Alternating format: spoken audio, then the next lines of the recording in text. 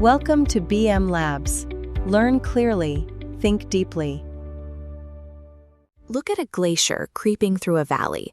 Its movement, the pressure cracking its surface, the rate at which the ice melts, none of these happen in a vacuum. Our physical world operates on multiple, interacting variables at the exact same time. To measure how a complex environment changes, we must isolate those moving parts. We look at how the system behaves when we shift just one dimension, say temperature, while holding another dimension, like pressure, perfectly still. That isolated, highly specific directional rate of change is called a partial derivative. By capturing each of these isolated directional changes and observing how they interact, we can map the true geometry of a multidimensional system. The formal tool mathematicians use to track all these moving parts is the partial differential equation. This diagram outlines a PDE, connecting the independent variables, dependent variable, and partial derivatives into one cohesive statement. Crucially, notice the equal sign. All these geometric components must perfectly balance out to zero. Writing down this rule is straightforward. The true challenge is finding which actual physical surfaces obey this rigorous mathematical law. Let's investigate a specific stripped-down example, uxx minus uyy equals 0. Here, we see what this subscript notation means. Uxx represents how the slope of a surface changes and changes again, measured purely along the horizontal x-axis, and uyy is the exact same measurement, isolated entirely in the orthogonal y direction. When we plug the mathematical shape of a candidate surface into this equation, the result is called the residual. For the shape to be a valid solution, that residual must equal exactly 0, everywhere. If the residual strays from 0 at even a single coordinate, that shape fails the physical law described by the equation. Let's test our first candidate surface, the cubic function, x plus y, quantity cubed.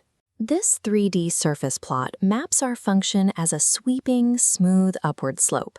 Calculating along the x and y axes, the second derivatives, uxx and uyy, both yield 6 times x plus y. Subtracting these leaves a 0 residual, confirming it satisfies the PDE. Now, let's apply that same verification to a drastically different mathematical shape. This 3D surface plot maps the function sine of x minus y, revealing repeating, rhythmic wave-like ridges. Slicing this surface along the axes, the second derivatives both equal negative sine of x minus y. Subtracting them to find the residual yields 0 once again. Despite its radically different appearance, this undulating wave obeys the exact same universal law as the smooth cubic slope. Here we see the two successful candidate shapes side by side, both visually linked back to our core equation. Visually, they share almost nothing in common.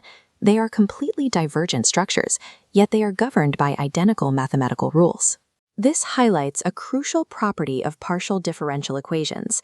They are not designed to produce a single, isolated numerical answer. Instead, a PDE defines a family of possible surfaces, a set of geometric possibilities that all share the same internal architecture of change. Which raises a practical question. If a single rule allows for infinite geometric shapes, how do scientists use it to measure one specific real-world phenomenon? We introduce supplementary conditions, initial boundaries, or physical limits that we impose on the math.